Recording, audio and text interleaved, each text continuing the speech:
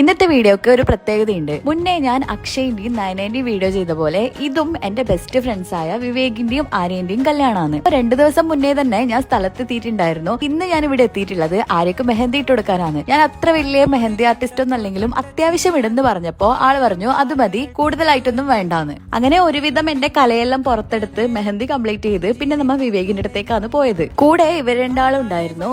ഇത് അക്ഷയ്, ഇവൻ കല്യാണ സീസണിലാണ് കൂടുതലായിട്ട് നാട്ടിലൊക്കെ കണ്ടുവരുന്നത്.